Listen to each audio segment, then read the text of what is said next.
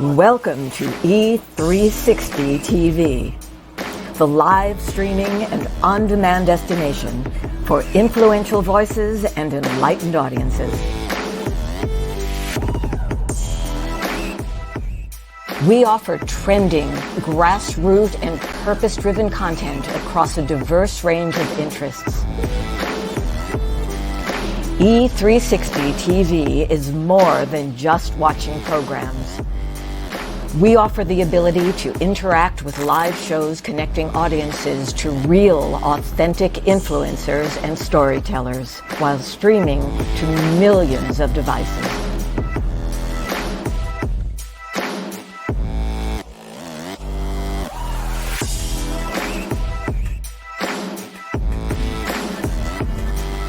Real experiences. Raw conversation. One destination for it all. E360 TV.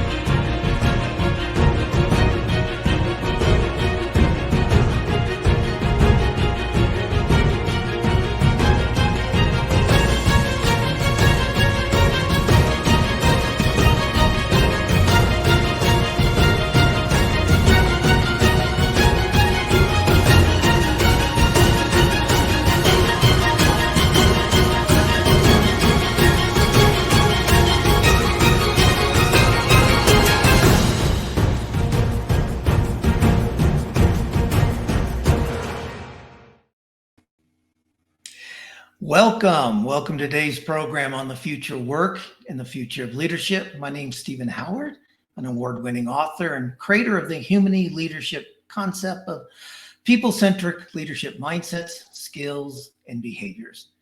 Today's program, my guests and I are going to discuss 4 critical themes impacting organizational leadership. And these include how the future of work continues to change in scope and breadth, how leadership is changing and why, how IT is changing the future of work and leadership, and most interestingly, can we bring harmony and humanity into the workplace? And if so, would we? Why should we? We have a very international panel of guests for you today with work and life experiences in Europe, Russia, Asia, Australia, the United States, and across Latin America. I'll introduce them later. But to whet your appetite, our panel consists of Iliana Ferber, born in Venezuela and now living in Houston, Adriana Fuentes Diaz from Mexico City, who also lived and worked in Venezuela, Carlo Bueso from Mexico, Rodrigo Martineli, born in Brazil, worked across Latin America and is now living outside Dallas, Annalieza Landa from the United Kingdom, England, and Mac Bogert from Ireland in the United States. And as for me, while I was born, raised, and educated in the United States, I've spent most of my life working and living in Asia, Australia, and Mexico. So, as I said, quite an international grouping. So kick us off. There's a lot happening in the world of IT, from artificial intelligence to cloud computing to ChatGPT to cybersecurity. And sometimes I wonder, with all the managerial and leadership focus on IT innovation and implementation, have we misplaced our leadership skills? And should workers, including leaders and managers and individual contributors, should they be concerned about how these IT innovations and changes will impact their jobs and careers? Well, I put these questions to my first guest, Rodrigo Martineli from Rackspace Technology. Now, Rodrigo is on vacation this week with his family, so I interviewed him 2 weeks ago, and I'm going to share some video clips with you in just a moment. But Rodrigo is Vice President of Americas and the Managing Director for Latin America for Rackspace Technology. He's also the author of a top-selling book on managing one's own career path called 7 Steps of Your Career Ladder: How to Create Your Own Successful Career Like a Champion. Now, Rodrigo is an accomplished global business executive whose nearly 20-year career working in Fortune 500 companies has seen him grow billion-dollar businesses. So I started our conversation by asking Rodrigo to share his thoughts on how leadership has changed in Latin America over the years and the future changes he sees coming. Let's hear his thoughts. Just relax. Yeah. Thank you so much, Stephen, for having me, and what a great compliment. Thank you. The globalization that we lived in the last 15 years did not help only to move products and goods across the globe, but also helped us to bring knowledge to the region. Many Latin American leaders are going to Europe, to the United States, even to Asia, to learn and bring these best practices to Latin America. But I have to say, the diversity that we live here is unique. And this diversity, with the knowledge that we are acquiring all over the globe, not only make us great leaders for Latin America, but brings us to another level. Latin Americans can be really good global leaders. And that's kind of what is super exciting about our region and what we are doing, exporting talent everywhere to the globe. That was great, Rodrigo. You know, interestingly, I had not thought about the fact that Latin American leaders are now going global, worldwide. So it's a great sign. We're seeing great economic growth in Latin America, and it's a great sign to see so many, high potential and strong leaders from Latin America going overseas and being leaders in other parts of the world. Let's return to my interview with Rodrigo. I asked him how he sees adaptability and agility as drivers of sustained success. So here's his thoughts. Critical. If you don't understand and don't have the mindset that you must adapt, because every day is a constant change. If you don't have the mindset to understand that adapting is a must, you're gonna be in trouble. Moreover, the market is so accelerated. The internet, the cloud, and now the artificial intelligence are accelerating everything. And if you're not agile enough, you know what happens? You're gonna be put in the back.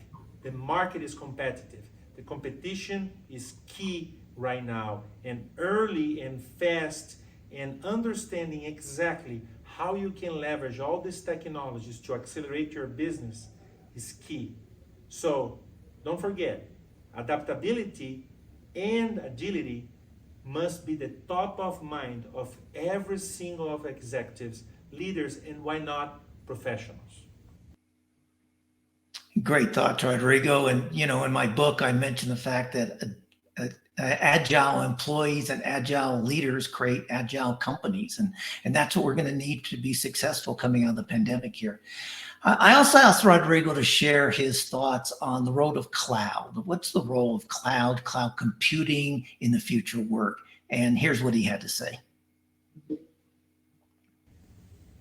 When the pandemic hit, everybody had to do the digital transformation. But something new happened as well. We had to adapt to the hybrid workplace, to solutions to have people everywhere. And if the cloud was not there, solutions like Zoom or others that now we have wouldn't be possible. Cloud gave us access to technologies that in the past would worth millions of dollars. And now you can buy this using your credit card. So the cloud not only accelerated the future of work when the pandemic hit, but will continue to accelerate the future of work and everything around that. Cloud is key, and now with artificial intelligence, it's going to be even more important. The big data, The volume of data that we are creating, consuming, and analyzing is at sky record right now. And that's something that we need to think about when we talk about what the technology is enabling, not only the future of work, but everything in our lives. Interesting. Until I talked to Rodrigo, I hadn't really thought personally about the linkage between cloud computing and hybrid working and work from everywhere. So I can see why he's very passionate about the subject.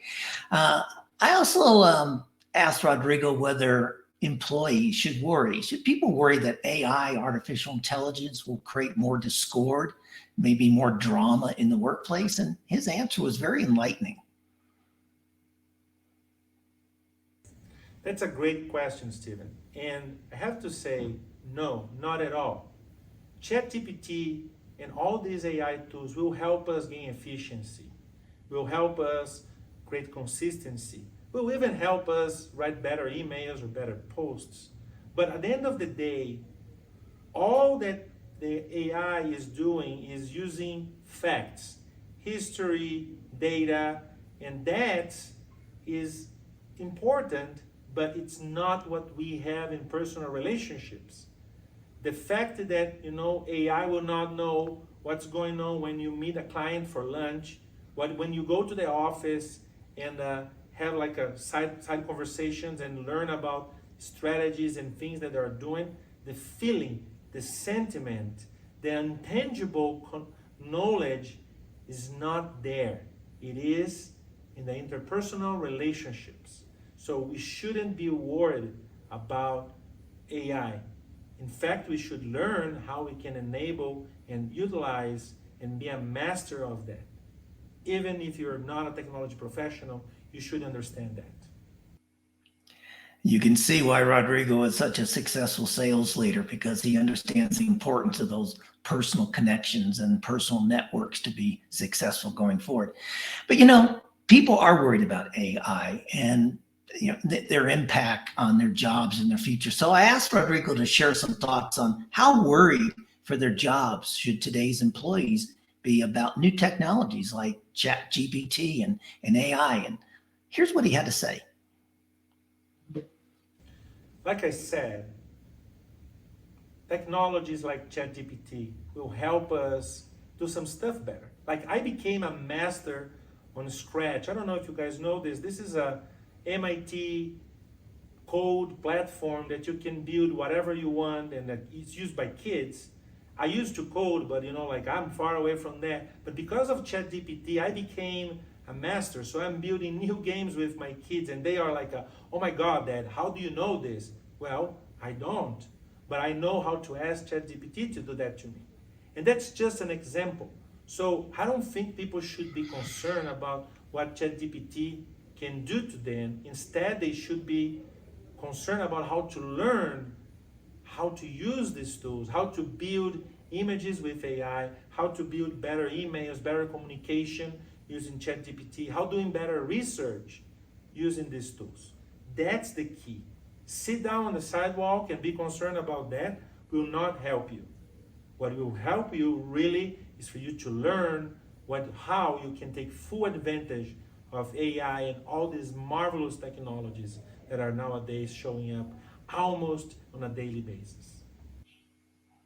Thanks, Rodrigo. As an author of 22 books, I've been having lots of discussions with people about using ChatGPT to write books, and I'm scared of that. I'm afraid it's going to put me out of business, but he's made me a little bit more happy, pacified that I can continue my writing career.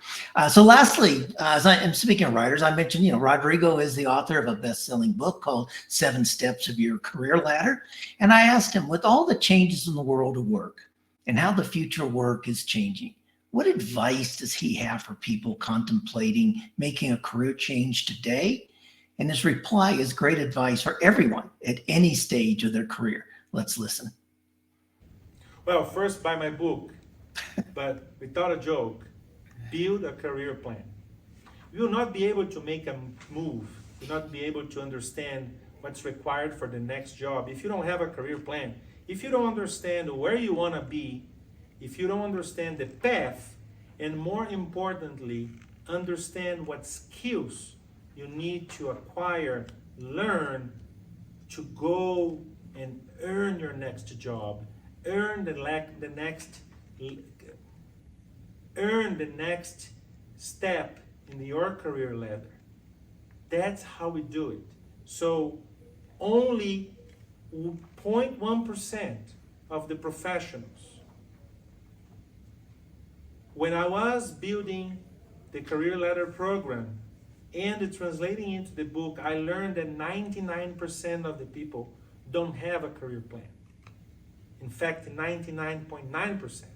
So you can be 0.1% of the professionals that will have a career plan, and that's going to differentiate you massively against the competition. So don't stop everything that you're doing right now and start to build your career plan. Great advice from Rodrigo. I once heard the head of HR at a major technology once tells a group of executives, don't let anyone else control your career. You need to control it yourself. Same thing with your personal and your professional development. You need to control that. Rodrigo's kicked us off in a great way. We're going to take a short break now for a couple of commercials. And when we come back, we're going to start a very rich dialogue with our guest panelists. See you in a couple minutes.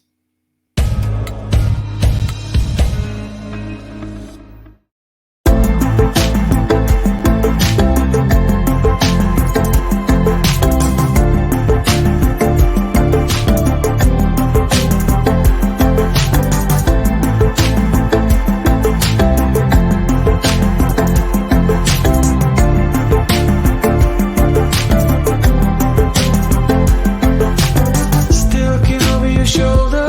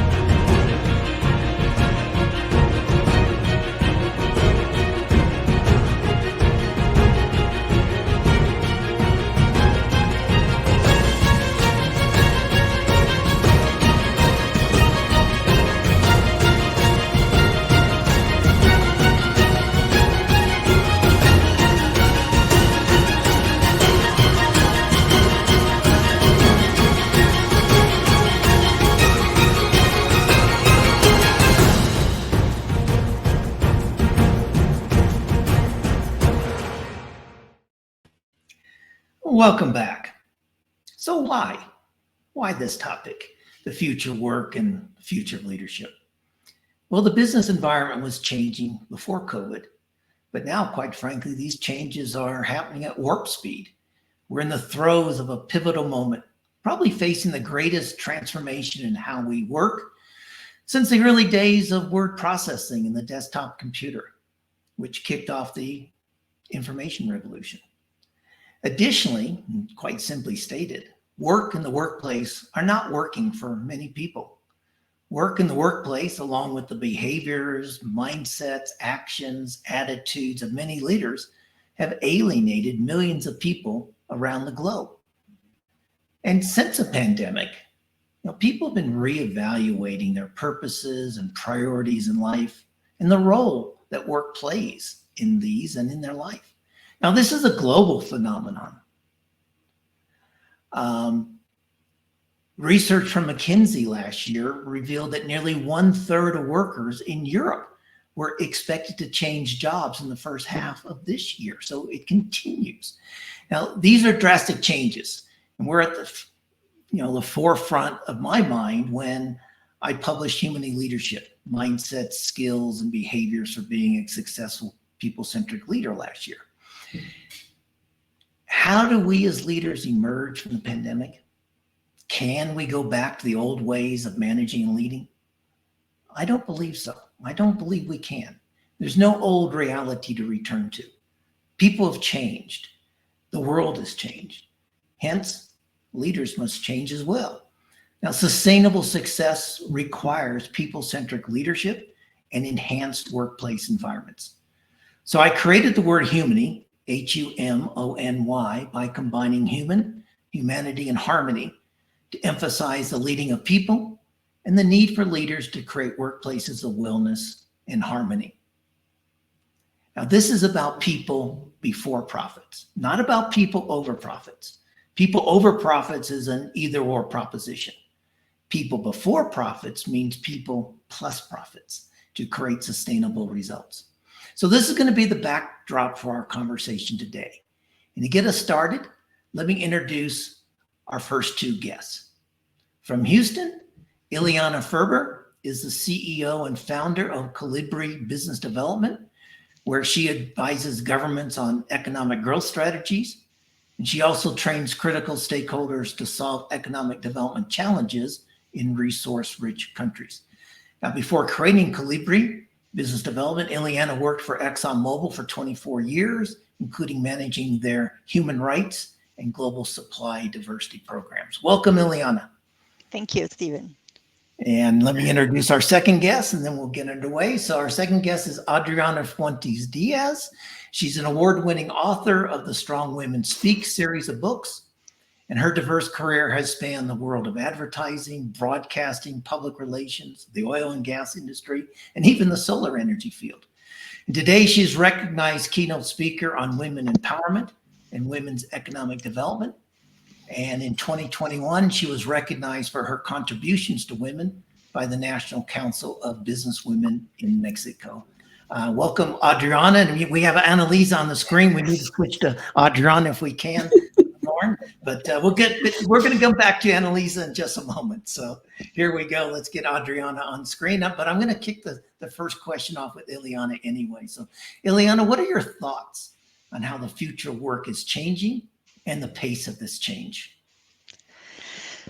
Well, I won't say anymore the future of work. I would say the reality of work, because I think everything has changed dramatically since COVID. I think COVID was the trigger of all these changes. The fact that most of us are working from home, that's the big transition. Nobody thought that this was going to be part of our lives. And even when you're applying to new jobs, then I know people are now looking, well, can I work remotely? Can I work from home? In most of the jobs that I've been seeing on LinkedIn, they're all pretty much home-based. And this is really now a reality that we're all facing, not just for the younger generation, but even for people that are including retiring early. I mean, even before 55, I have to say, in my case, I give myself an early retirement because I wanted to do things on my own. So it's a change of perspective, a change of purpose. A lot of people have felt that they don't have a purpose working the same way people have worked. And I think COVID, being at home, being forced to be at home and work and do whatever you can from home was a big difference. Working virtually, Zoom and everything. I mean, we were doing FaceTime with our phones, but no one thought that this was going to be now the our day-to-day, routine. So I think the future of work is really now the reality of work. We are already in that what we probably would call future. We are now in the present of work. All right, great, Iliana. And we've lost Adriana. She might be having logging difficulties. We'll check during the next commercial break and try and bring her back in. So we'll stick with Iliana for the time being. And Iliana, do you think that the way people look at work and the changes, the mindset they think about work, is it different for women than for men? And if so, how so? I think so. In being a mom and a professional, even before I have children, I think it's different for us because we tend to multitask and we have a different view and in different level of confidence ourselves. So we tend to overthink everything. And by that is you're questioning your confidence whether you can do this thing or not. The typical example, you are applying to a job and you see the requirements, and if you feel that you don't meet 100% of requirements, then you step back and no. Later on in my life, and I'm teaching people, saying, coaching other women and other girls that if you don't, it's better if you don't comply with all 100% of the requirements, because then there won't be any space for learning. So I think it's important for us to have that opportunity. But again, to your question, there's a difference because, and we both, men and women, or a couple, uh, they're all facing the same challenge. We're all parenting, but women, you are the one that carries a baby. So that it's a big difference. And as soon as you show up to the office with a big tummy, then they treat you differently. And if you have medical conditions, I understand, but we're capable of doing everything. I work with my 2 pregnancies. I work till the last day. So was my last day was a Friday. I gave birth on Saturday. So we are capable of doing that. And we also have a lot of responsibilities that we like to assume that it's only ours. So it's the multitasking, whether it's a good thing or bad. That's how we are wired. So I think it's different because there's a lot of expectations that we can do, but there's a lot of overprotection of what we cannot do. Yeah. Okay. Excellent. Excellent. Thank you for that. When you talk about women in the workplace, and what should women be doing to better support the economic development of other women? And do you have any stories to illustrate any success stories you might share with us? I have so many. I mean, especially later on, since I became an independent consultant. But I think the most important thing is to support each other, and that's a very wide expression. But how can we support each other? Is it the same way that you would support your own sister? Yeah, the same way you would support your mom, your daughter, your aunt, your grandmother. So because it's family, it hurts you and you worry about them. So the same way you would listen to your daughter, listen to other women. And just recently, yesterday, I was so impressed, and this is where I think sometimes we lose faith in humanity. And I was needing some advice, and then I found a person that just came to my life in the weirdest way. But and I was just accepting that I was going to attend an event, and we were talking about each other. Oh, what you do, and oh, that's great. Well, just right now you tell me what you do. This is exactly what I was needing advice. So I would like to schedule a meeting with you to so that I can get your advice. He said, well, tell me the story, tell me what is it about. So I told the detail. And said, well, you need to do this, need to do this. And I said, wait, but this is not a consultation. I want to pay for your services. He said, well, I have time. If you have called me yesterday, probably not, but now I can do it and I want to do it. and what you do, it's amazing, and I think you deserve to be helped the same way. So pay it forward, and that's with by women, we do that. We're not all the time thinking, okay, I need to charge for this, and we're conscious about everybody needs to monetize for their work, but you were there, you're available, you can do it. That to me is the genuine support, that you see an opportunity where you can add value, you can change a woman's life. Why don't you do it? Then it will be like part of a job, like a service. But if you have the opportunity, just do it. Listen, see how can you help. Thank you, Iliana. Let's bring in Mac Bogert, who is the founder of Humanity at Work. And Mac, you've heard some of Iliana's thoughts here on how employee mindsets are changing. How does this relate to your perspective as the founder of Humanity at Work? Well, first of all, nice to hear you. Iliana, Stephen has mentioned you many times before, and you look like what I saw in my head when he mentioned you, and that almost never happens. So that in and of itself is pretty cool. For most of the human story, we've been struggling in a world of scarcity. We had to grab and hold and fight for and stay away from animals that might take us down. And as my friend Melissa Hughes, she's a psychologist, says, one of the things that's faulty about the human brain is our brain is not good at differentiating between a hungry tiger and a critical spouse. So most of our thinking still is based in fear. And in that place, we make, I think, bad decisions when it comes to the workplace. And we're not having the kind of conversations we have to have, which is about value and what kind of world do we want to leave for our great grandchildren, and what's really important to us. And if you remember in The Wizard of Oz, everybody's seen that movie. There's the big wizard and he's doing all this stuff. And then they pull the curtain back and there's this little kind of jerky guy behind who's running everything. I think in the past 20 years, the curtain has been jerked back. And many of us are starting to see, yes, I have a nice house. Yes, I've always wanted to own a fancy car. And yes, I still feel like I'm not who I want to be, or I don't get to be who I want to be. And those frustrations, I think, corrode the quality of our life.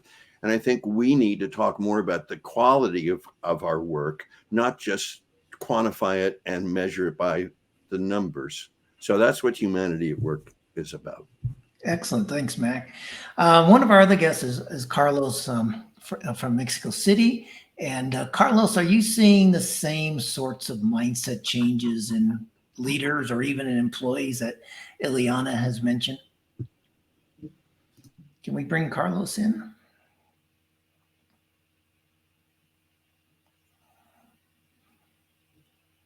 Maybe not. Okay, how about Annalieza? Can we bring Annalieza in? Because I'd like to ask her perspective from the UK. And, Carlos is here. Okay, let's see if we can get Carlos on screen. Can we bring Carlos up?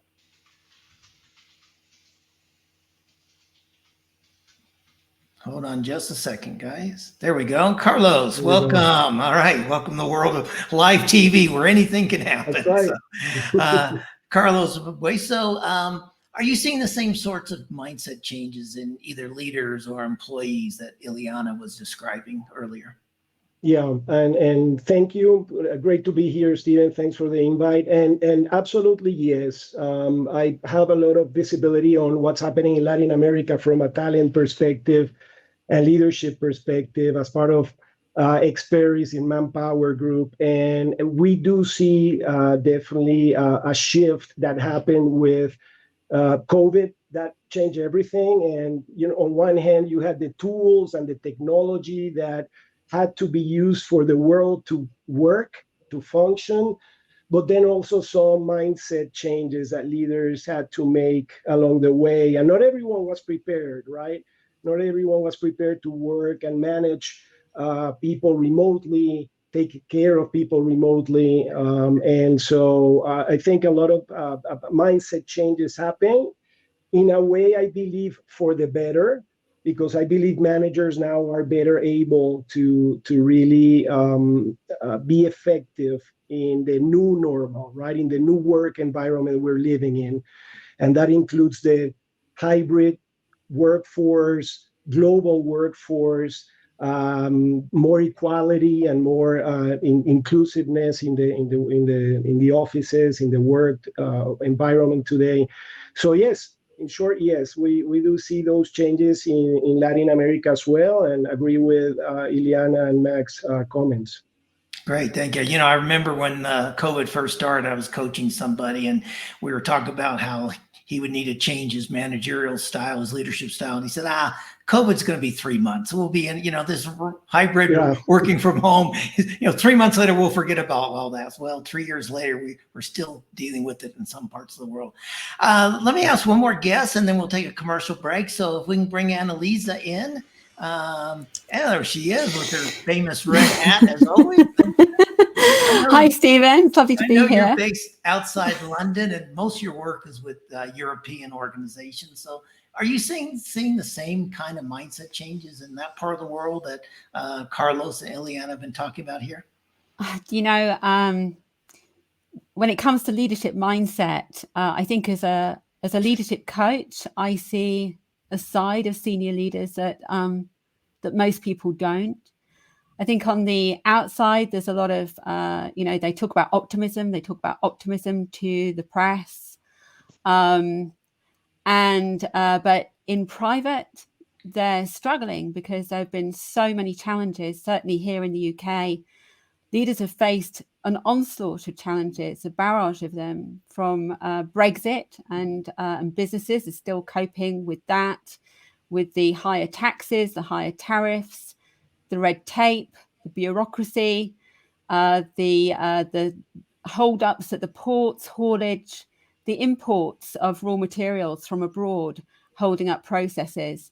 So they're still reading from that. And then, of course, we've had the pandemic, the energy crisis. We've got high inflation here in the UK, higher than it's been for 30 years, and that's impacting on rates, office rates, and of course interest as well, high interest, and that is also affecting borrowing.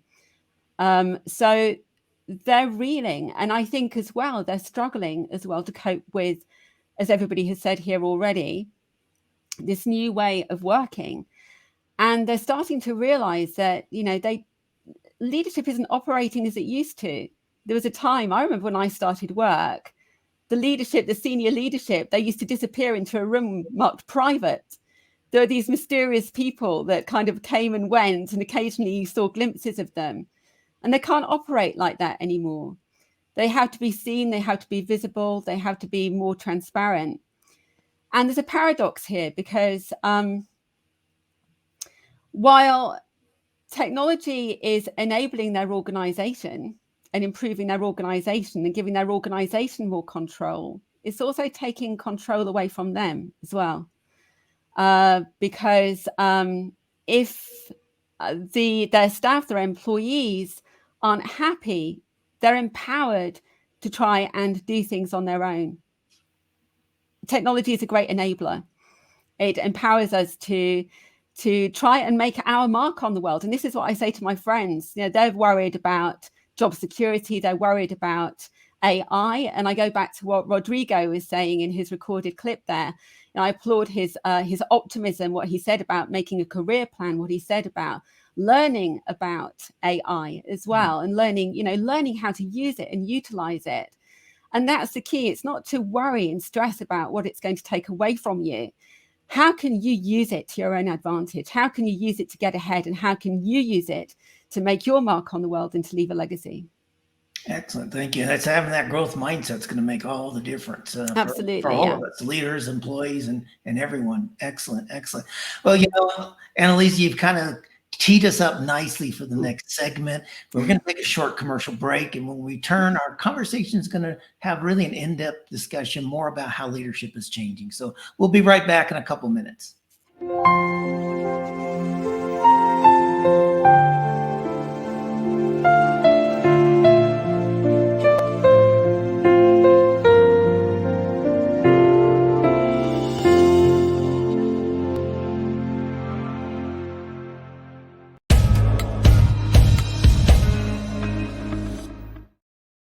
you can navigate the legal and emotional journey of divorce and exit a marriage the way you entered it, with mindfulness, love, and respect. Solace Divorce Mediation is a full-service law practice helping couples focus on the health and well-being of children and their forever co-parenting family. Our streamlined divorce journey offers flat fees with an estimated completion timeframe of 2 to 4 months. If you or a friend need us, visit solacedivorce.com.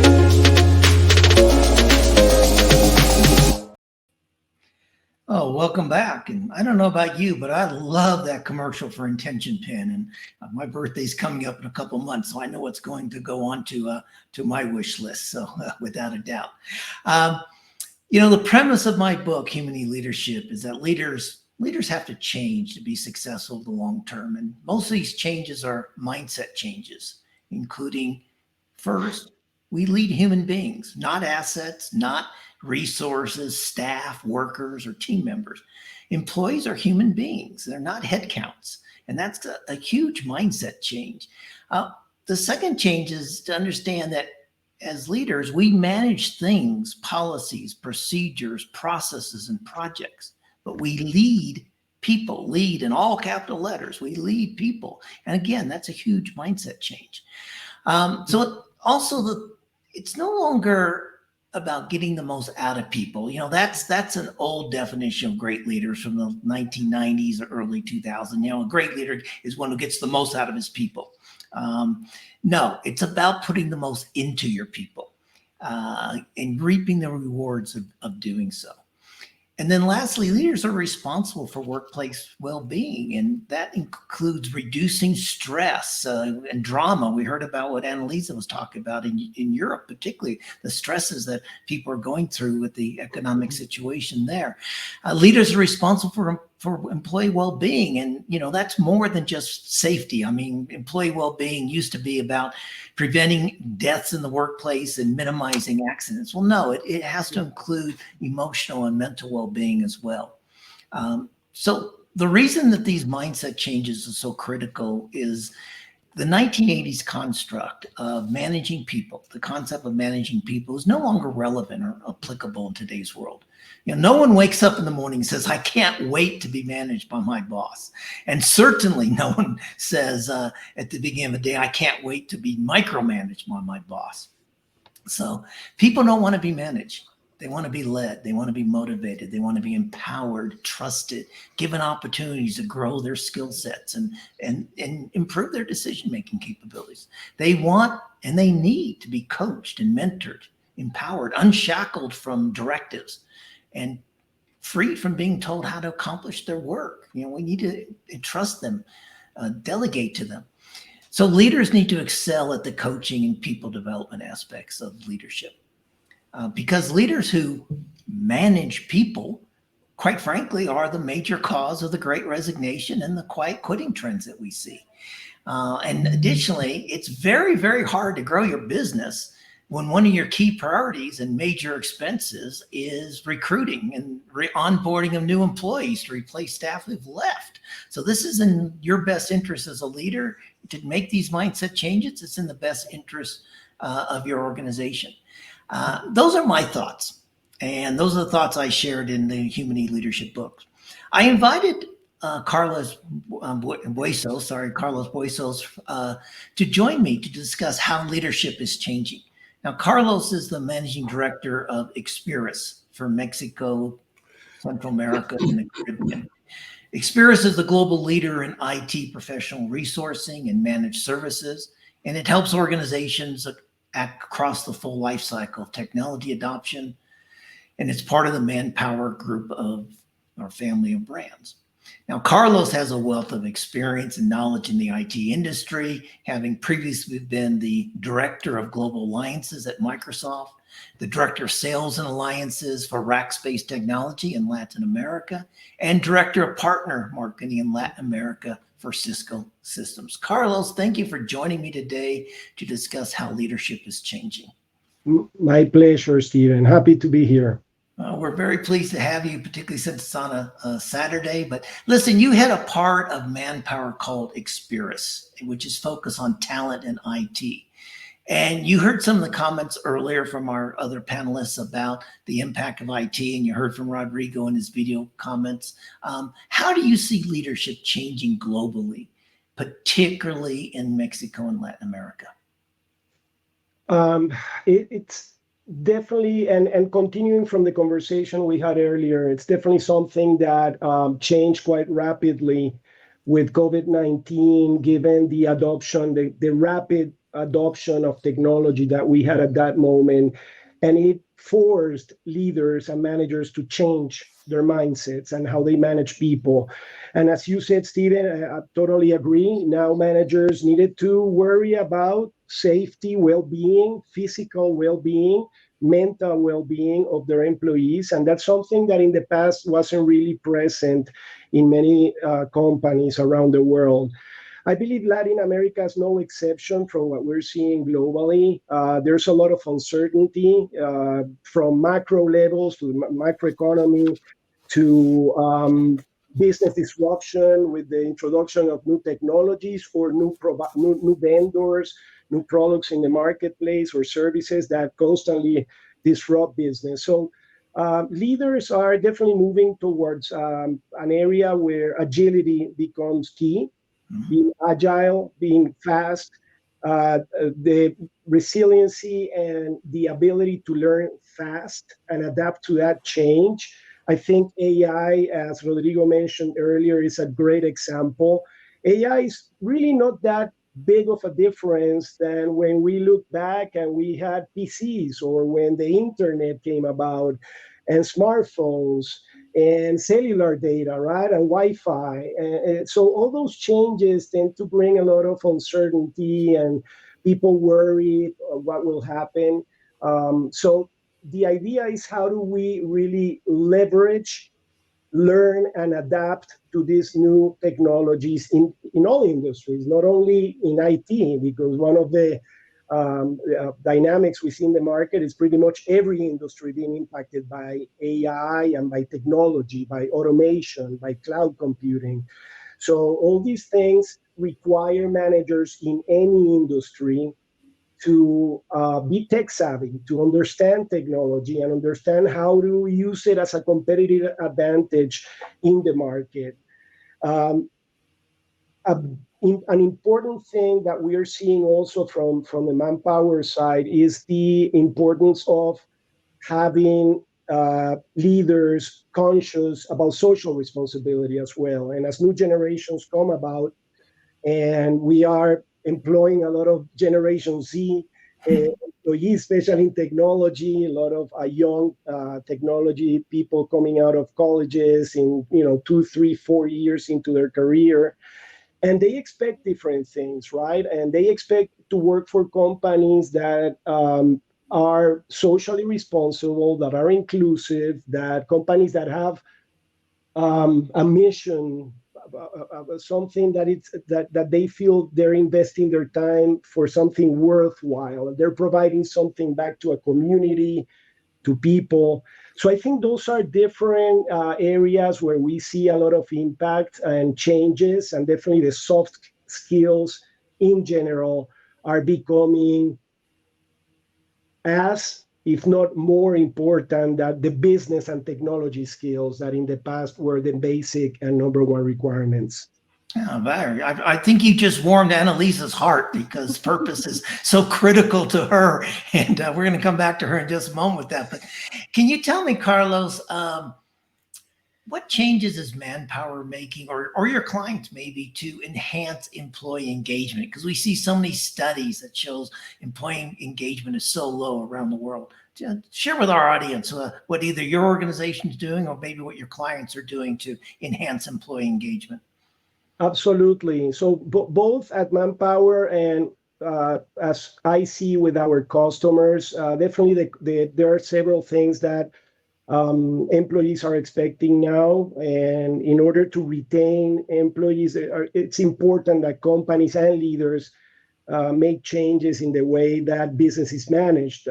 Flexibility is one. And as we say, we live in a new normal. We probably will never go back to the way we used to work before, especially because technology is also advancing so much that it allows us to be more productive in a hybrid environment than we were before being so digital in the way we worked. I wonder sometimes, Stephen, how would have the world been if the pandemic hit 10 or 15 years ago?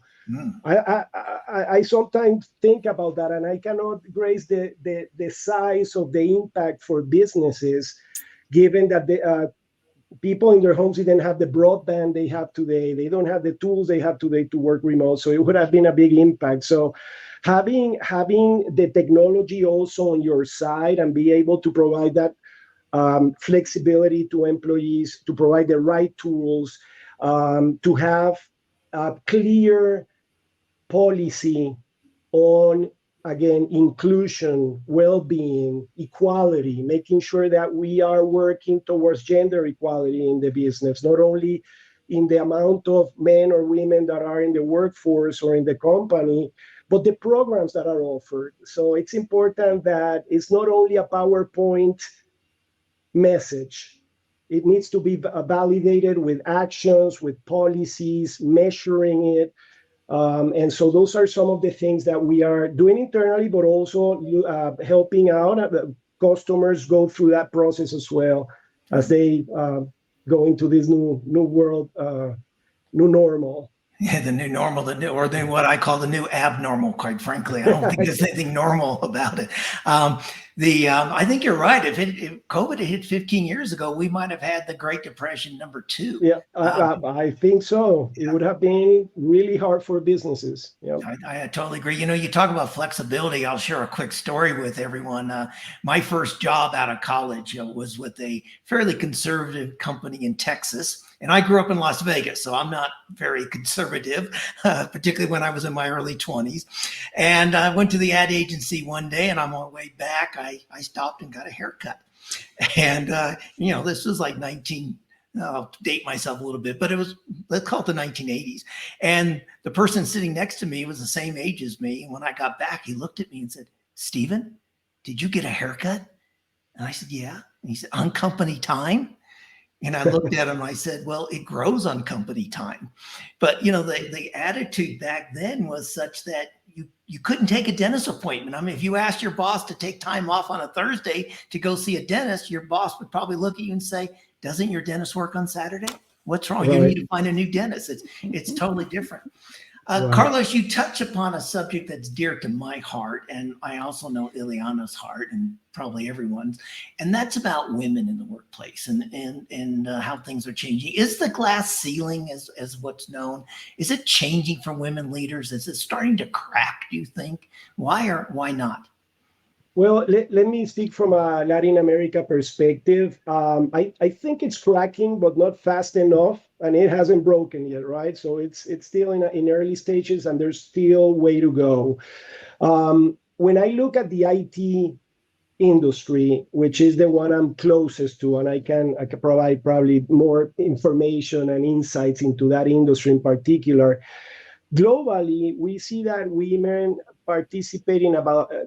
women participation is about 28% of the total IT workforce globally.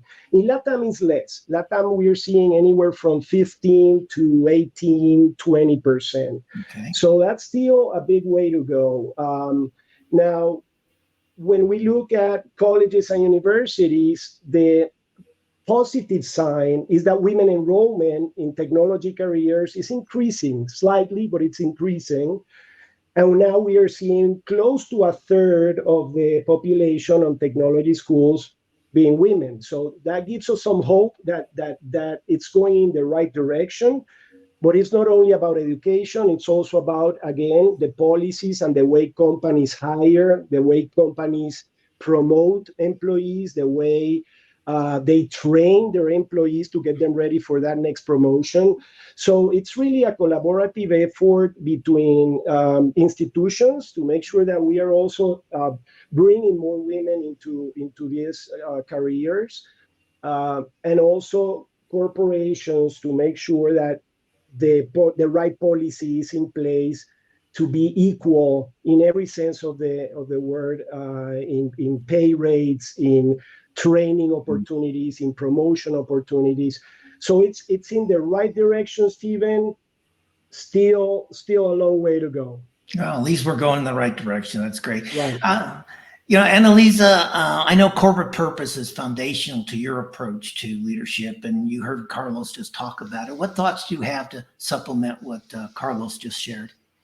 I would say to any leaders who think that purpose is, it's nice to have, but not critical. That if you want stability, and you're looking for stability in this highly charged, volatile climate that we're living in at the moment, then purpose will give you it. Purpose will help you to attract high-performing talent and retain that talent as well. And purpose will give you credibility. It will give you consumer trust, consumer loyalty, because we know now that consumers want to spend their money carefully. They're discerning as to where they want to spend their money. They're discerning as to the ethics of the companies that they actually spend their hard-earned cash with.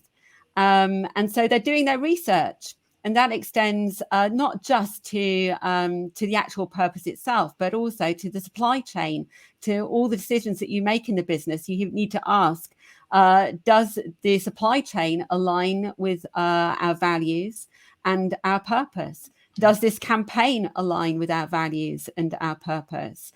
Do our policies, as Carlos says, align with our values and our purpose? These have to be used in decision making. But they will give you stability. And if you want to sleep with peace of mind, then don't look upon purpose as something that is secondary to your business, that you'll get around to attending to when you've done everything else. It really is a critical part of your strategy and should be built into your operations as well. And crucially, should be communicated as to everybody who works in your workplace.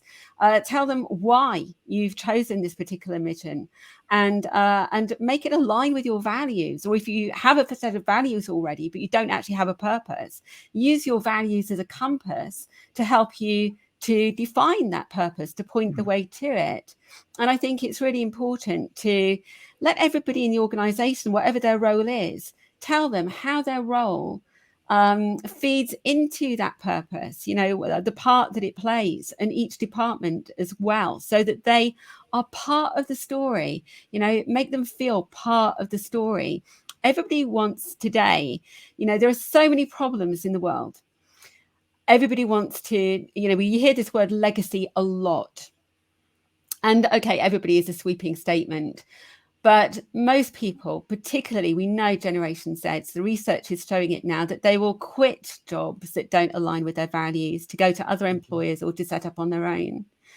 they really want to do something that's going to make an impact and a difference. So if they're working with somebody, even if that they're not 100% sold on their job, if they feel as though they're making a difference in the world, then they're going to stick with it. They're going to stay with you. They want to feel as though they're making a difference, and you should be making a difference. We should all be doing that. And actually, Mary Portis over here in the UK, she's a name that is very big in retail. She's been very outspoken about the high street and keeping the high street alive here in the UK. She's actually started a Better Business Act. She's getting lots of businesses involved in signing up to commit to being purpose-driven and mission-driven and to making a difference and to contributing their profits towards that as well, which is a great initiative. Excellent. Excellent. As Carlos says, a long ways to go, but it sounds like moving in the right direction without a doubt.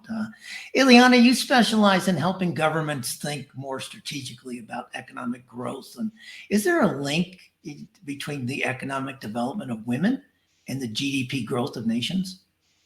Yes, there is, and it's a big relationship and direct effect. And I'm not an economist, but I have read and studied a lot of this with great economists. And there's the relationship is it's important in the sense that GDP. Really what measures is the size of an economy. It's the value of all products and services produced in a country. So I see it like a domino effect. Mhm. Women historically have been the ones that actually make the decision of what to do with the income, whether the breadwinner is the man or not, or the entire family. Historically, women are the ones that decide where to invest that money that comes, and where do they spend that money? In health, education, safety and security, and it's really everything for the welfare of their family. That means either shoes, clothes, and I mean, why not even makeup and cosmetics. So the economy is really important in the contribution of what women are. Now, historically also, men have been the breadwinner before, and the women is the one that stay at home, and that's what the decision is. Now things have changed.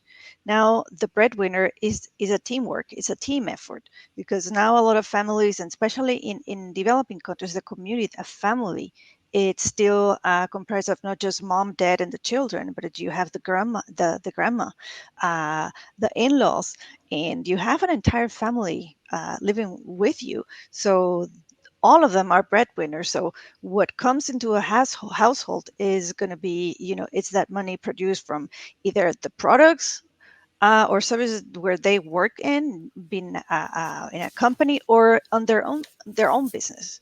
Now, when you have women as owners of their own business, this is now like a bigger effect, because then this woman is in charge of producing a specific item or a product or services.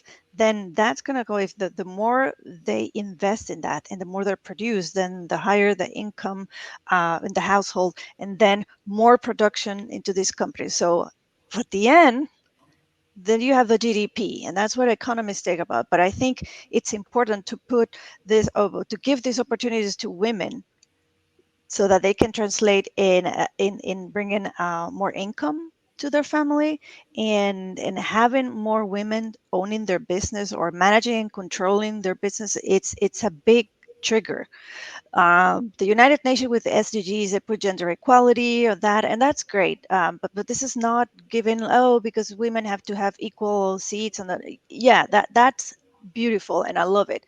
But I've seen the impact of giving the opportunities to women that have their own business to succeed, to go where the opportunities are. We talked at the beginning about lack of confidence and even the opportunities. There was a study by the United Nations in an organization called We Connect International, where there's a bias of lending money to women, because I think that they're not going to pay on time because they work at home, they have kids and everything, and women are the ones that pay faster and more efficiently. The other thing is because they are very conservative of the amount. While men ask for these huge amounts, women think, okay, I'm going to ask for little, but I know I can pay that little. Right. So it's also that mindset that they can do just a little one, and we need to kind of push them, encourage them for those opportunities to think big and be more confident. And who can do that? Other women, other men, fathers, daughters, bosses, the whole community, the whole society have to do that. So it's, if you want to bring economic growth to a country, start with women. Put all the opportunities to women. Yeah, thank you, That's Iliana. That makes a lot of sense. Thank you very much. To finish this segment, I want to ask Mac a question here. Mac, your recent book is titled Gender Crap. Can you share with the audience some key points from that book and how it relates to women in leadership?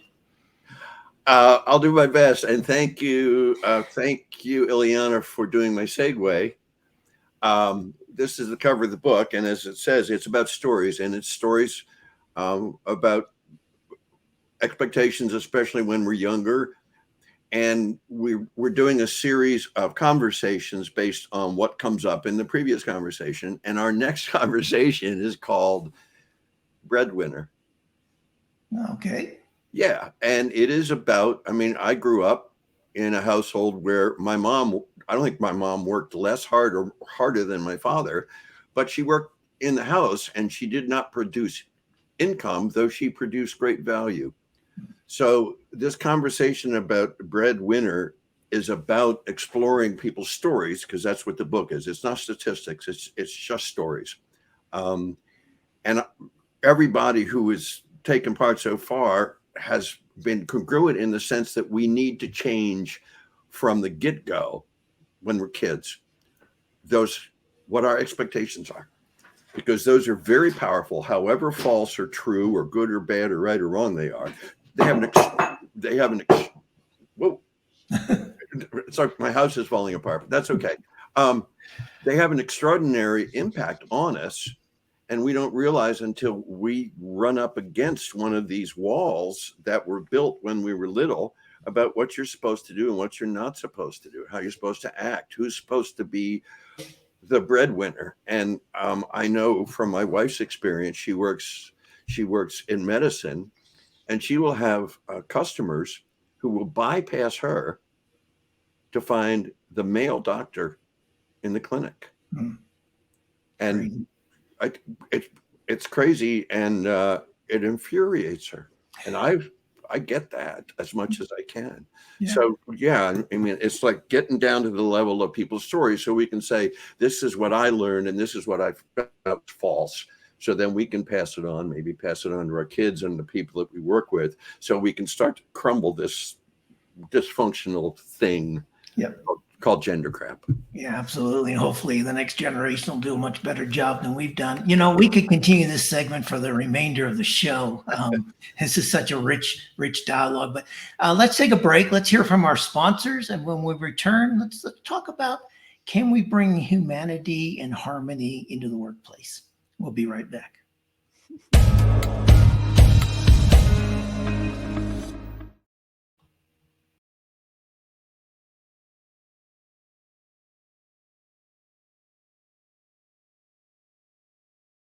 So here's a little story to help you remember how to get into the right mindset.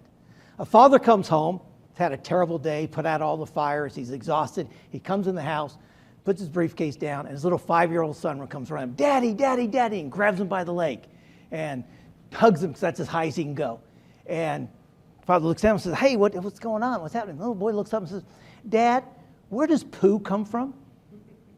And the father thinks, well, he's 5 years old, he's kind of intelligent, I'm going to have to answer this question sooner or later. So he says, son, as animals, we eat, you eat, the things you're going to eat can make you grow up bigger and stronger, build your bones. As human beings, what we eat, we use for energy. What we don't use for energy gets stored as fat. And what doesn't get stored as fat, we let go of. And if it's liquid waste, we call it urine. And if it's solid waste, we call it poo. He's looking at the son for a reaction. The little boy's looking at him like, huh? And he goes, Well, then where does Tigger and Eeyore come from? So you can't answer a 5-year-old's question with your business mindset, with your adult mindset. You've got to go home and turn into a 5-year-old mindset, all right? And it's the same thing in the workplace. So when people come to you and you think it's a really crazy story or a really crazy question they're asking, get into their mindset. And that's what I mean by listening.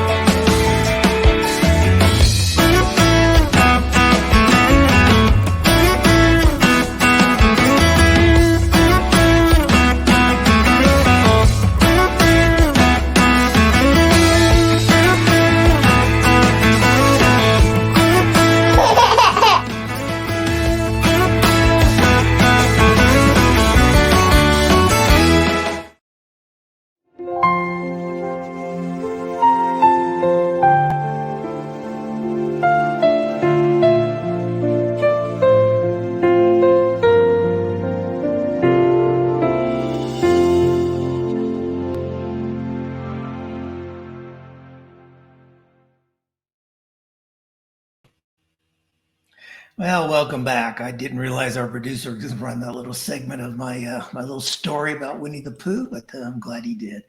As I was writing the Human Leadership book, I constantly asked people to describe to me what harmony looked like in their workplaces. And in honesty, the most common responses that I got was amused smiles and gentle scoffing, as almost everyone said there was no such thing as harmony in their workplaces. And, that's sad because, there should be.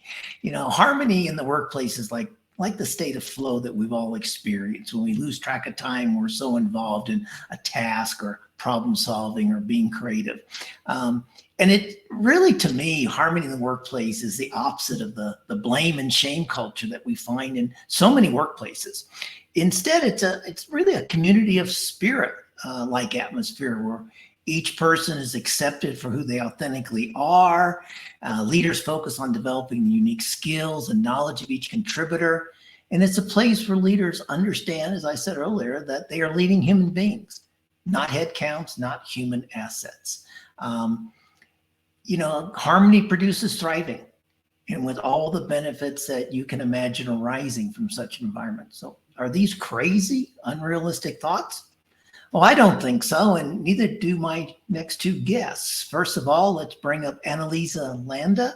She's the CEO of Make Your Mark Coaching and Training, and she's well known as the values differentiator for her values-based approach to achieving outstanding results. Now, she's joining us this afternoon, but for her this evening from Kingston upon Hull in East Yorkshire in England. So welcome, Annalieza. Hi, Stephen. It's lovely to be here, as I said before. So thank you for inviting me to contribute to this really worthwhile conversation. Oh, that's excellent. I'm glad you're enjoying it. Well, we're going to get you involved here more so then. Mac Bogert is the founder, as I mentioned earlier, of Humanity at Work, and he's also the author of Learning Chaos, How Disorder Can Save Education.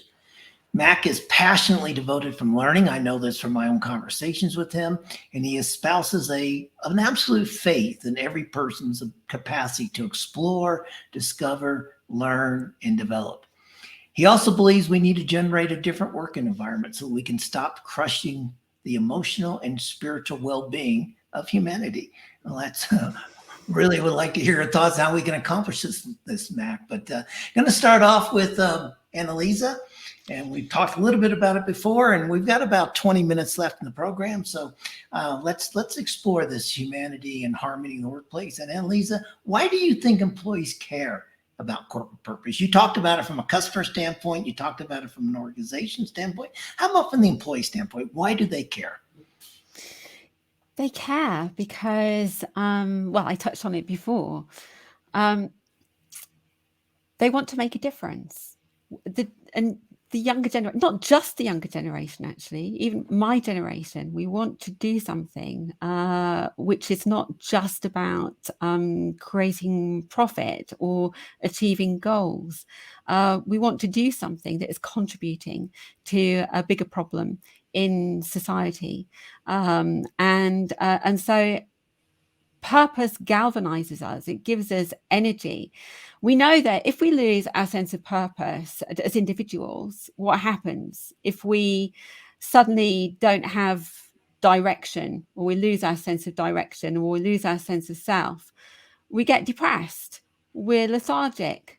We get confused. We don't know what path to take. Suddenly we're walking in a fog. And the same is true in an organization. If people don't have purpose, then they're going to be apathetic. They're not going to be motivated to do their best. They're not going to be motivated to give that discretionary effort that I call the magic in the workplace. If people are motivated and they love what they're doing, or they love the company they're working for because they see that company is making a difference, is doing something positive, and they can hold their heads up high and proudly say, I work for this organization because this organization not only treats us fairly and values us, but it's doing great things. It's supporting this cause, and I'm a part of that. I'm part of that solution in working for this organization. Then it's going to motivate you, and it's going to drive creativity and innovation, and it's going to help with collaboration, because people are working towards a common cause. They're working for something that is bigger than themselves and the organization. So I think this is why it's important to the employee. Excellent. Thanks, Annalieza. Mac, I'm going to ask you the same thing. Why do you think employees care about purpose in the workplace, and how does that impact their humanity at work? Thank you, Stephen. We've got the data now. I mean, I think all of us suspect or know intuitively that people have more capacity than they're given credit for. Mm-hmm. Our schools certainly teach children as if they don't have much to offer, so they have to be stuffed full of stuff. My stepson went to a Sudbury school, and Sudbury schools, the schools are run by the students. They pay the bills, they do all the administrative stuff, that they do the teaching, they do everything. So they practice leadership from the get-go. So back to your question, we have the data now. We have what's his name? The X and Y leaders, McGregor. We have Daniel Pink and Drive. We have emotional intelligence. We have Margaret Wheatley. Power in organizations is the capacity generated by relationships. We have the data now to back us up. And it's time that we looked at our schools and our workplaces and our relationships, even when we're shopping at the store, and understand that the other person, whoever that other person is, has a capacity that probably has never been opened up. It doesn't mean it's there. So we have to, I think, remove the barriers. We don't have to create a new environment. We have to destroy, we have to break down the barriers that prevent people from going, oh, I can? Yeah, I can. And I think everybody has that. So why aren't we tapping into it? Because it's so powerful. It is. And we have that capacity for growth, that growth mindset, that ability to expand. That's why I said earlier, I think one of the mindset changes for leaders today is to think about what they can put into their people, not get out of their people. And I know a lot of leaders talk about, well, yeah, if I train, what happens if I train somebody and they leave? And I always respond, what happens if you don't train them and they stay? How are you going to grow your business? So absolutely. Annalieza, back to you. How can employers do a better job of communicating that corporate purpose to employees and prospective employees? I know a lot of people spend advertising campaigns and talk about what a great company they are, and they're aimed at either the government or the shareholders or the consumers, but how can they do a better job of communicating to their employees? Yeah, as I say, really, it's about integrating it into the day-to-day. Oh. It's about building it into the day-to-day of people's jobs and job descriptions. It's about helping people to see that what they do is part of that process, is part of that solution, is part of making a difference. Because unless you point it out, they might not actually realize it. So I think it's as like I say, aligning all those decisions, aligning all those policies, aligning campaigns, always asking the question, does this align? Teaching people when they're doing their jobs or working on projects, to always come from it with that approach.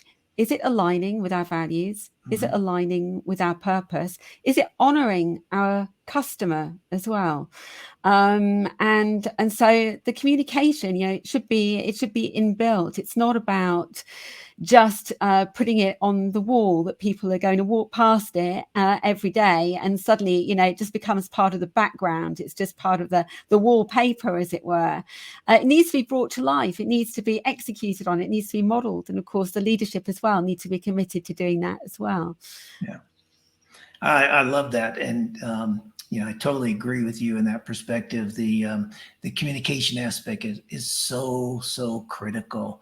And it becomes part of your ethos, but you have to live it. You have to believe it, and often we talk about corporate cultures. And, I worked at Citibank for several years, and, Citibank has a very strong corporate culture. But what many leaders don't understand, that as leaders, we create the workplace climate within our department that we lead. I mean, I was a different leader than my chief financial officer or the head of HR or the head of IT, all working in the same part of Citibank over in Singapore many years ago. So we all lived and breathed the Citicorp culture, but each of us was a different leader, and therefore each of us created a different workplace climate for our team members, which is critical. Mac, your thoughts on that and about that, and also about, you're a communications expert. What can leaders do to do better job at communicating purpose to their employees? I work a lot with the art of listening, which I'm not very good at, which is why it fascinates me so much, is because I'm a work in progress. And what I stumbled on a couple of years ago was, it's not the listening that counts, it's the demonstration of listening that counts. Because we don't know that someone's listened to us until they demonstrate it. So I think it's the same with this thing about passion and vision and value and all those kinds of things we talk about. Each one of us, especially those of us with more apparent power, like supervisors and such, have to demonstrate that in our conversations, and not just by the posters on the walls with the soaring eagles and the people and rowing the boats and all that kind of stuff. But we have to, it's just like, how do you show someone that you care about them? How do you demonstrate that? It's not the feeling, and I'm not saying feelings aren't important. That love is a wonderful thing, but if you don't demonstrate it, then it's like, throwing seeds for your garden out on the concrete. They're not going to grow. And Stephen, you and I were working for a while on a project called It's an Inside Job. Mm-hmm. And it's about the mirror, each of us, and going, how do I demonstrate to the people with whom I work that I care about them? Yeah. How do I demonstrate it in what I say, and how I behave, and how I listen, and how I respect their space? I mean, we have lots of ways to do it. And I think it's that demonstration that's the critical piece, which we don't understand because we didn't have any training in it. Nobody said, here's how you show leadership, by the way. Yeah. Right? And that's what I do with the people I coach. I mean, so often I coach leaders, and they think that communicating as a leader is all about being a great orator, about making great presentations, about being the Barack Obamas or the Martin Luther Kings or the Winston Churchills of their organization. And I stop them in their tracks, and I say, the two most critical skills of communicating are listening and asking good questions. and then listening to the answers to those good questions. I'd like to bring in Carlos, if I could. Carlos, what are your thoughts on how we communicate corporate purpose to employees and prospective employees? And your firm's one of the largest recruiting companies in the world. So what are you telling your clients they should be doing? Yes, I'm very much aligned to the discussion from Annalieza and Mac. I think there has to be clear purpose demonstrated, be part of your company mission, your company vision. It should be integrated into that first statement, but then it needs to follow up with actions. And we spoke earlier about this. It needs to be promoted with programs, with initiatives to make sure that there's an open, inclusive environment where employees feel that they are contributing to a larger issue rather than just corporate profits, let's say. So companies and leaders need to promote that. They need to allow and provide the space and the flexibility for individuals to also express it the way they want to express it within the corporate environment. So it needs to be also, so it could be seen as providing them with the tools and the space for also different activities to be born within the organization and celebrate those. So I think it's an important part today for any company, any leader to have the ability to promote that. As you know, companies are adopting the ESG methodology of environmental and social and governance. And it's key that it's not only a policy and it's not only things that you say you're going to do, but that they're actually being measured. They actually are providing value to the community, to the country, to the employees. And that's the way that that needs to be done. So it has to be a very integral part of your day-to-day at work, not just on the printed sheets, but on the day-to-day activities. And as Annalieza said, that leaders need to be providing the example, right? So good leadership, not far from these initiatives, but being part of those initiatives is key as well. Being part of it and recognizing the effort for the employees who are doing those things as well. Right. I want to bring in Iliana. Iliana, I know at ExxonMobil, one of your key responsibilities was to increase local content, local purchasing by ExxonMobil within the various communities that they operate in around the world. So let's extend this beyond employees. So Iliana, should companies consider how to communicate their corporate purpose to people like freelancers and contract workers and other so-called temporary staff that sometimes become long-term contractors? Why or why not? What's your thoughts? Oh, definitely. I'm a believer that we need to include everyone that is involved in the supply chain. And to me, there's no like specific or an exclusive stakeholders that are. Everyone is a stakeholder of a major operations, like an international company like ExxonMobil or any big company.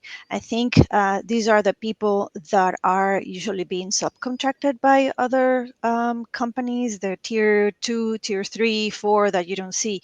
And in terms of freelancers and everyone, this might become your next employees and in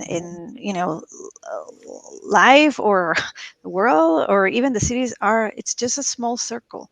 You are one day looking at the ExxonMobil campus there, you see it every day, and chances are that eventually, whether like it or not, you end up here. So it's companies need to do a lot of work in covering all kinds of stakeholders, because those are the ones that are going to be either in favor of what you do or against you. And it's good to kind of include them and share the story of who you are and what you do and how you impact anyone.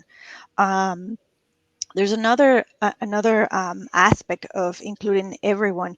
It's that this freelancers or even people that just go to visit the facilities, or they are the ones that one day want to be working there. And if you don't treat them and you don't show really who you are, whether you respect your own employees or suppliers or anyone, then that's shame on you. So it's about reputation. It's about showing who the company values and what they value, and even from the people that clean the facilities.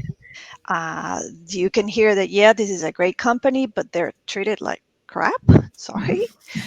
That says a lot about the company and the people that work there. So I've seen a lot of people saying, well, yeah, this is great. They pay okay, but they just don't treat people like they should. And I'm not talking a specific company in general, because I've seen it, because I talk to those people that clean their houses. This is the future of work, the reality of work, having your dogs barking while you're talking. But anyway, that's what I think. It should be addressed to anyone, not just your key stakeholders and the people that work directly for you. Yeah. It's the tier 2, 3, 4, 5, saying whoever it's on the supply chain. Yeah. And particularly in developing marketplaces, I mean, these contractors and temporary workers, they become your influence marketers to their families, their friends, their neighborhoods about your organization. So, when we think of influence marketing, we always think about social media and stuff, but in reality, exactly. I was a contractor, a consultant to MasterCard in Asia for, I think, 12 years. And let me tell you, so I had nothing but good things to say about MasterCard. I never got a paycheck from them. I got a few consultancy checks, but I was a big advocate for them against their competitors and what they were doing. So it's really, really important. Thanks, Iliana. Annalieza, you have this interesting acronym called PEACE, P-E-A-C-E, that you advocate. Can you tell our audience what PEACE acronym means, and how can leaders create peace and harmony in the workplace based on your acronym? Take it away. Absolutely. Thank you, Stephen. So yes, probably isn't what you think it is, but peace and harmony starts at the top. It starts with your senior leadership team. You can't bring peace to the workplace if you don't have peace yourself. If you're constantly operating in a high state of stress, reacting and firefighting to everything that's going on around you, how can you appreciate peace? How can you bring harmony into the workplace?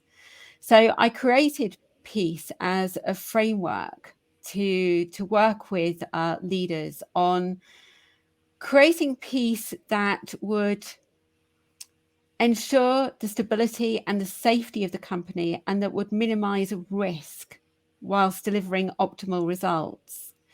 So it's not about mindfulness. It's not about doing yoga. The P actually stands for preparedness. I don't say preparation, because preparation's a bit woolly. Preparation is kind of like an ongoing thing, and we'll kind of like just keep working on it. Preparedness means making sure that you are prepared for every eventuality. It means taking yourself away with your leadership team, getting around the boardroom table or the hotel boardroom table or meeting room table as if you were in a war room, and basically working through every risk that you could see being a threat to your business, and knowing how you're going to tackle it, brainstorming how you can minimize that risk, what you need, the resources, the finances you need to tackle it, so that you can sleep well at night, so that you know that your company is secure. Cybersecurity, data breaches, we know that they're still happening. Banks are getting fined. Meta has had huge fines. So this, I imagine, is something that will keep leaders awake at night. Will they be the next victim? So they need to get those things, those safeguards in place. And it's not just about cybersecurity, but it's about disasters, natural disasters, terrorist threats, everything. Make sure you have a plan of action and that you're safeguarded against that. So that's the P. The E stands for ethics. Build ethics, make ethics central to your business, ethical behavior. Make sure that the leadership, your management, everybody knows that unethical behavior, suboptimal values won't be tolerated in the organization. You have to build on an ethical structure. The A stands for taking action. When you see something that doesn't look right, if you get a feeling about something, or you get a complaint about somebody, don't let it fester. Don't let it get worse. Take action as soon as you can. And it also stands for accountability. We know how important accountability is in leadership, owning up to mistakes, and putting things right as soon as possible. The C stands for clear communication, and the clear just doesn't refer to clarity, but it also refers to transparency and being open and honest. Of course, there will be times where leadership have to keep things under wraps, just to make sure that there's no panic among staff, there are no rumors. But try to be as transparent as possible. Don't be cloak and dagger about things, because actually that can fuel rumor and lead to a toxic workplace and a toxic culture. And finally, the E stands for, first of all, evaluation. Evaluate all of your decisions, the successes and the failures as well. They say that I can't remember the saying now, it's gone out of my head, but we don't learn from experience, we learn from evaluated experience. That was it. So yeah, we say we learn from experience, but actually it's the evaluation that's powerful. It's the evaluation that counts. It's taking ourselves away and saying, why did this work? Why did this not work? And maybe buddying up with another leader as well. Mentor each other, support each other, and so that you're not working alone. You shouldn't feel as though you're alone in leadership. If you're leading properly, you should be leading as a team and supporting one another. And finally, education. Education is a great weapon against ignorance, the ignorance that can cause conflicts in workplaces, the ignorance that causes a lot of issues and a lot of costs for companies as well in litigation and a lost reputation. I think you just warmed our producer's heart. I think he has the same ethos in his organization, having talked with him several times in recent months.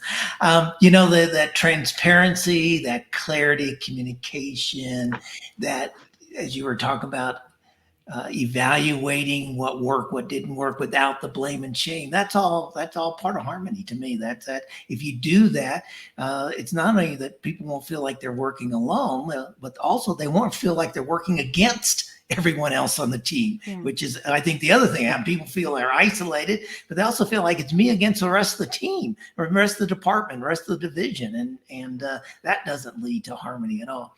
I'm going to go to Mac now. And, Mac, this is a question that's very dear to both of us, you and me, that what can leaders do to create more humanity in the workplace? The first thing they can do is show theirs. Do what? Show their own. Show their humanity. Excellent. Yeah. Right. I grew up in a world where, back to the gender crap piece about what you don't show, especially men. You don't show that. We're here, all of us, on this starship or lifeboat, however you want to call it, and we're most dependent on love. And in my coaching work and my work with executives a couple of years ago, I don't know where this came from, but it worked great. I said, which is harder for you? Which makes you more uncomfortable, to give love or receive love? And guess which one they all said? To receive love. Every single one of them. So, and I don't mean this to be too touchy-feely, but it's true. We need to be able to receive love in the workplace. We need to be able to say, I really thank you for that. And to take that and go, wow, we need to relax. We need to drop the dime, is the expression. And then I know we don't have much time, but real quickly, we have demonstrated, the five of us, it seems to me, we have built a wonderful organization in these 2 hours, because we've been doing what we talk about doing, and that's what it comes down to, because people aren't stupid. they know when you say one thing and you do another, which one do you pay attention to? So that's the second thing that leaders need to do, is to be very consistent in what they say and what they do. Thank you, Mac. Thank you very much for that. And you know what? I don't think we should necessarily be upset about being touchy-feely. I mean, we're humans. Touchy-feely is part of our humanity. I mean, I think that's one of the issues, one of the stigmas that we have. I mean, talking about humanity in the workplace and about human leaders. I mean, people think that, oh, they're a soft leader. You know, they're not going to produce results. And my experience is just the opposite. Those who show more humanity to their employees are going to get higher results and longer sustained results. So without a doubt. One quick question for Carlos, and we'll take a quick commercial break, and we'll come back and wrap up after that. And by the way, our producer's loving this dialogue, so he's actually giving us a little bit more time, so we're okay. So, but Carlos, you heard Annalieza's PEACE acronym. Do you think that's prevalent in Latin America, or are the Latin American economies at such a different stage of development that harmony and peace cannot be a priority for leaders at this time?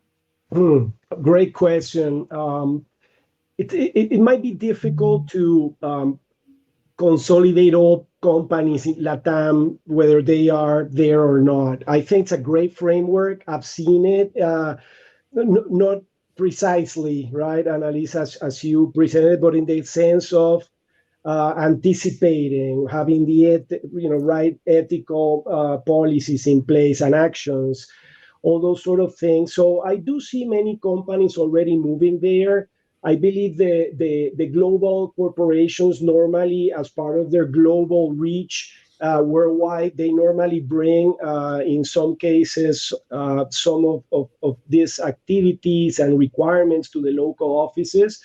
But at the end of the day, I believe, again, it's part of the workforce deciding where they want to work. And if they don't find a framework like peace in place, they might not stay long in that corporation, right? If you see unethical behavior, if you're hacked, right, you don't have the right cybersecurity policies in place, if you're not prepared for surprising events that could harm the business. So the workforce is connected globally. And again, this is part of why the technology has changed so much the workspace, but also the employees, is that they are connected and they know what's out there. So you're not restricted anymore to learning or knowing what's happening within your company or your neighbor's company, but you have a global view now. And so the workforce today demand that companies are more human, that they have the right programs in place, and that they demonstrate them completely. So I think it's getting there. Many companies are moving along. Others might still need to reach that stage. But I think eventually it will be more standardized as part of the global workforce. Absolutely. And Carlos, you bring up a great point, is that employees and prospective employees have options. They have choices. Right. I mean, the phrase I often use is that the war for talent is over and talent is won. The employee has won. Exactly. They have options that they can move, and they're not afraid to move on. No one today is afraid of having a resume where they changed jobs after 14 months and then went to another job. Maybe they changed again after 12 months, because they can explain. So, you know what? Those companies didn't have the values that I exactly thought. And so exactly, prospective employers are looking, that's okay. I'll grab you. I'll take a chance on you. So we're going to take a quick commercial break. When we come back, I'd like to get your thoughts from each of our panelists on some final closing thoughts. And our producer says he has a question for each of us. So let's see what happens when we come back. We'll see you soon.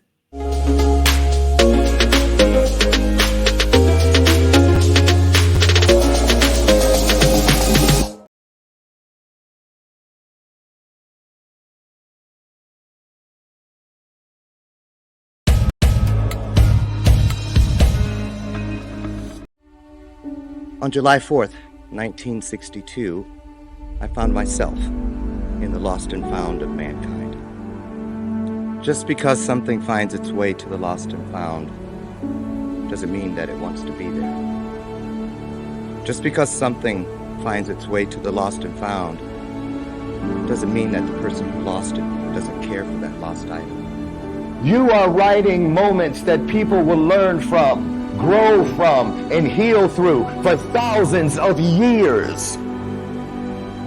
Together, we are co-authoring a unique moment in time.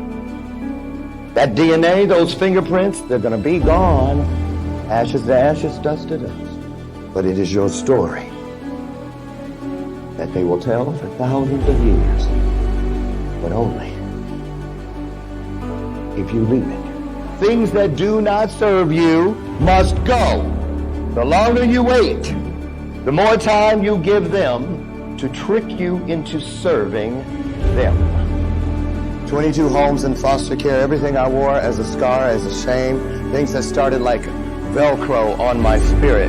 After just a few months, then years, then decades, I had believed myself into believing that they were indelible tattoos. Sometimes we have to be broken down to appreciate the view once we start getting up. I want you to leave this place and know that you have been changed. Why? How do I know it's true? Because each of you has just changed.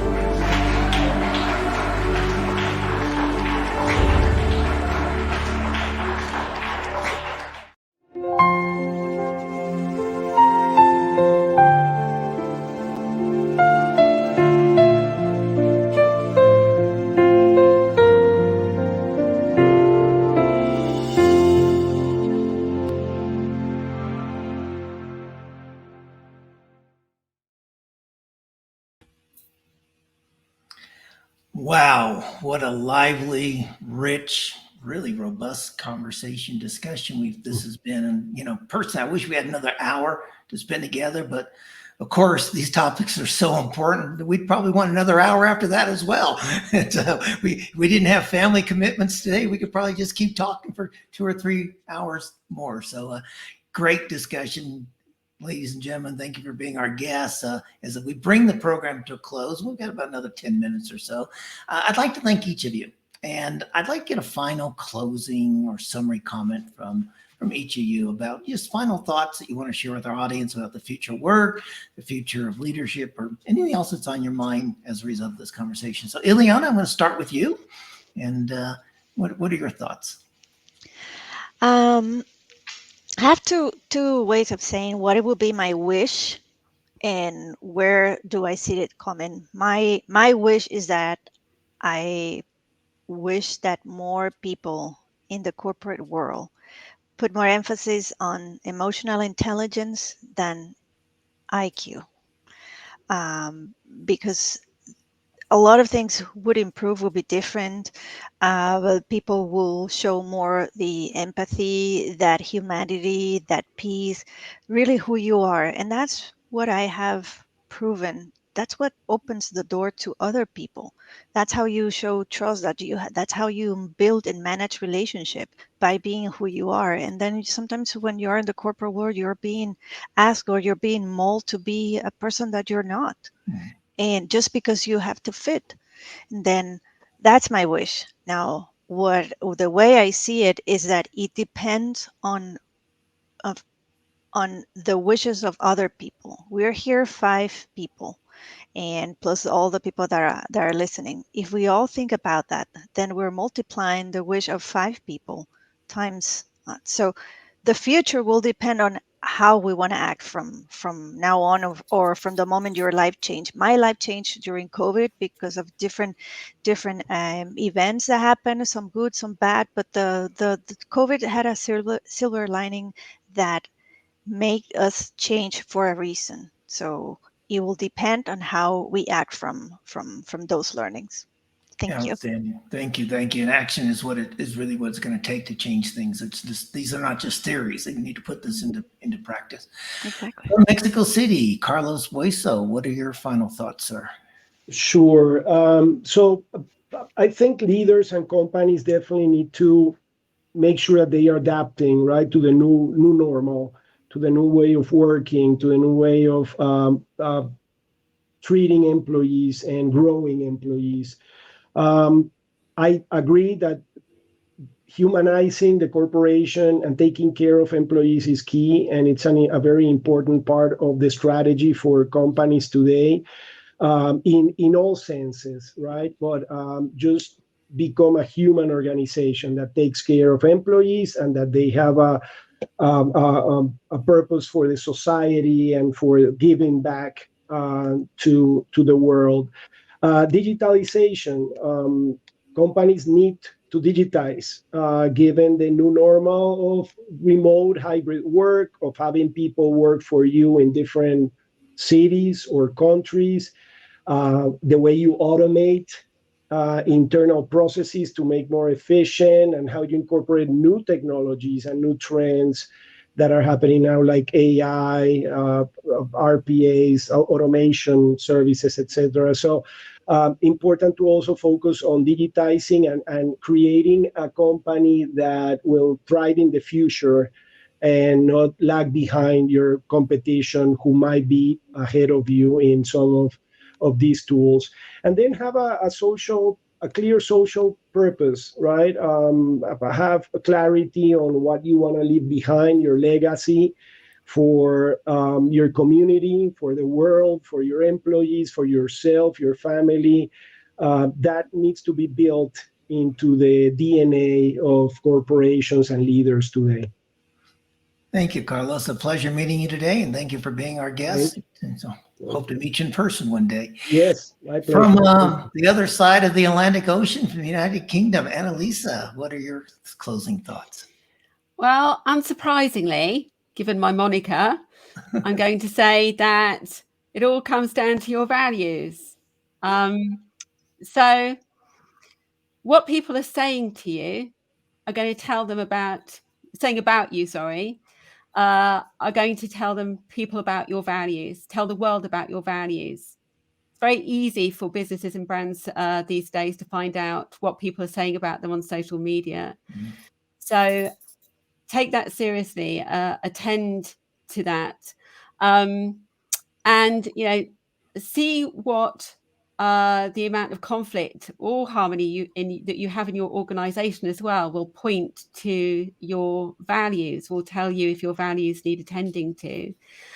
And I would just say that, you can take your values and convert them into a valued asset.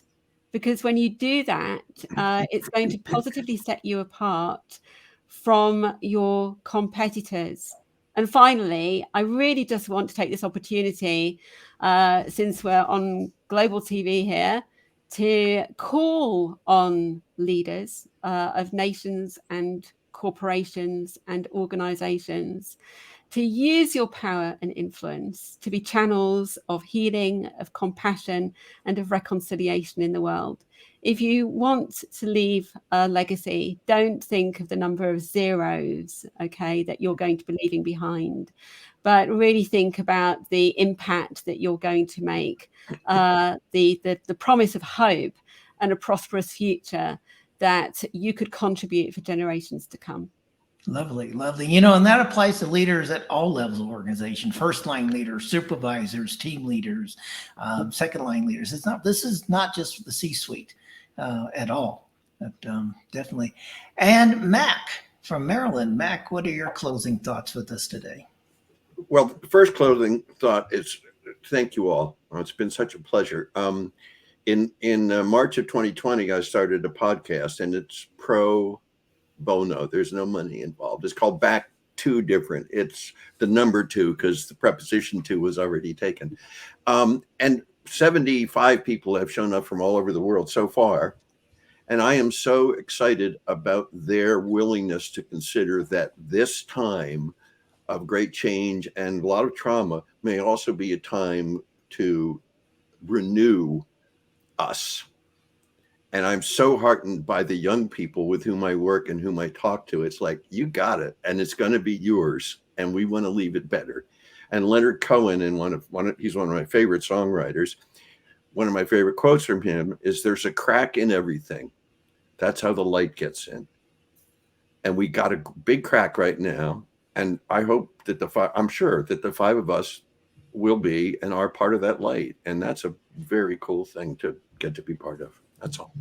Thank you, Mac. Thank you, very nice. And if you're not aware of, there's also the Japanese philosophy that when a bowl gets a crack in it, they fill it with gold to fix it and to make it more valuable, to improve it. So great philosophy. Thank you, everybody. I'd also like to thank our producer, Dr. Lauren Michaels Harris, and the entire production team at Trajectory TV. And Lauren, I believe you have a question for us that you'd like to share before we sign off.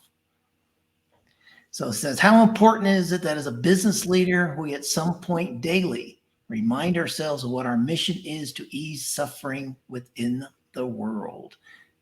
How important is that? Scale of 1 to 10. What do you guys think? I think we got a bunch of 10s here. I think, Lauren, you're absolutely right. But you know what?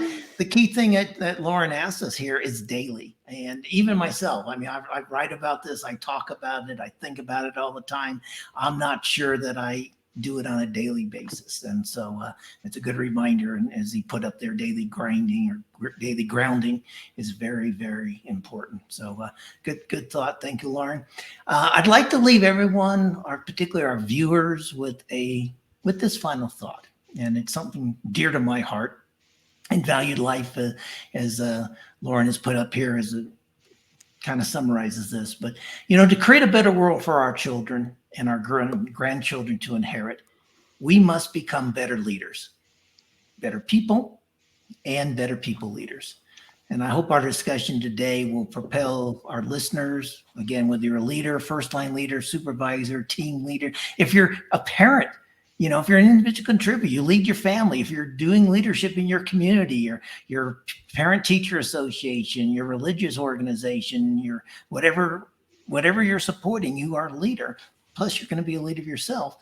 So I hope this will propel you into becoming the leader and the human being that your organization, your family, and your community need. Thank you very, very much. Thank you, panelists. I hope we get a chance to do this again in the future. Thank you, I can't even say it, Trajectory TV and Dr. Lauren Michaels Harris. All the best. Enjoy your weekend. Thank you. Thank you. Thank you, everyone. Bye. Thank you, everyone. Yeah, great.